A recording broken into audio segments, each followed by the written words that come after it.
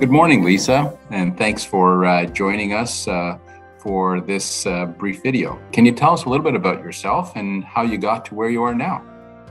Sure. Thanks, Don. I'm happy to. My background is as an emergency physician. I was trained to practice emergency medicine at the Ottawa Hospital through the University of Ottawa. And I also worked as a patient safety researcher, and I did that work for 15 years. Loved it.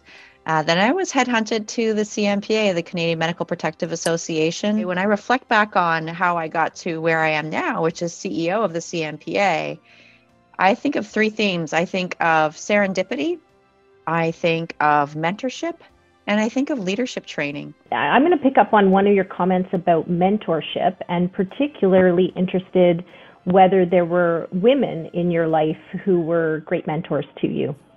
I was very fortunate to benefit from female mentorship. And in fact, I started out intentionally because, the specialty of emergency medicine is a male-dominated specialty. I had some great male mentors, but it did occur to me, and I sat on the Gender Diversity and Equity Committee at the University of Ottawa. It occurred to me that I might benefit from some female mentorship, particularly as I was starting to contemplate becoming a mother and thinking about what was involved there, and realizing that as great as my male mentors were, they didn't have the same experiences that I was about to have, that I'd already had. So I actually reached out through the University of Ottawa for a female mentor, and I got a mentor, Kathy Gillis, who was a chair of psychiatry at the time, phenomenal mentor, and really helped me think carefully about work-life balance, how to progress my career. She taught me a lot about how to promote myself in a way that I felt comfortable with, that I had to sort of stretch and flex into. And she was tremendous as a female mentor.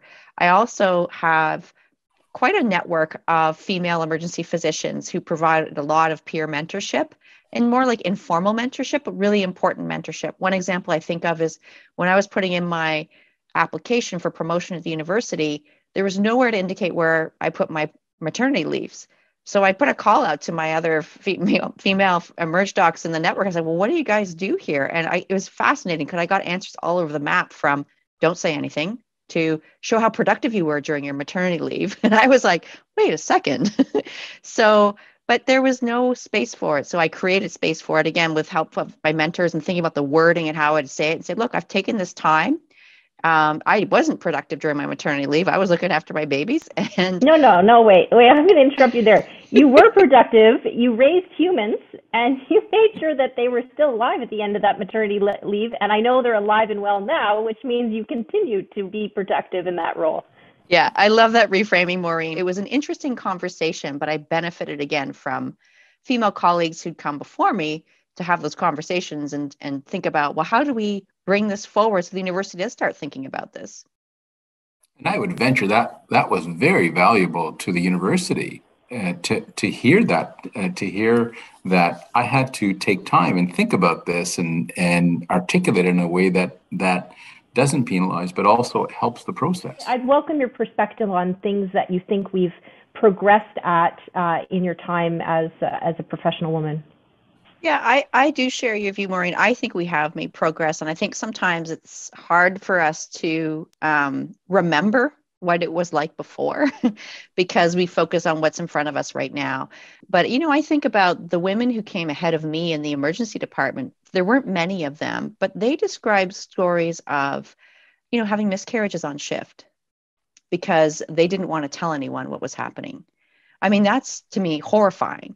And I'm proud to say that wouldn't happen anymore because of the supports we put in place for female physicians. And that's just one example, though, of some of the cultural changes that have happened that have made it safe for women to say, I need some accommodations because I'm pregnant or because I'm having complications with my pregnancy, and it's normalized and it's okay. That's a huge shift. I also think the Me Too movement made a huge shift in terms of the types of conversations that I've heard women and men having. I'm so inspired by the new generation of women, which are like, this is not acceptable, like remotely. And they'll challenge that.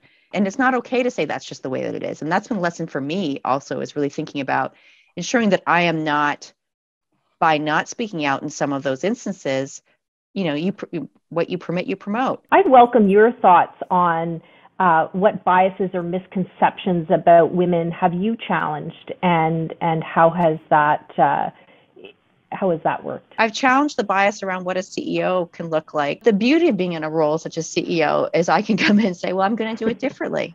And I have. And I've been able to, for example, one of the things I learned in my career the hard way was the importance of taking care of myself first. I can't do anything of the things I want to do unless I prioritize self-care. And that leads me to have very clear boundaries between my personal life and my work life. And that was different than how things were done before. But I'm able to do that. And I think that I am succeeding in my role. And again, showing other women that, yeah, I can be a mom of teenage daughters and be a CEO and show up fully at work and show up fully as a mom and a wife and do it in a different way. And so I think that's exciting for other women to see the possibility of shifting models of leadership in different ways.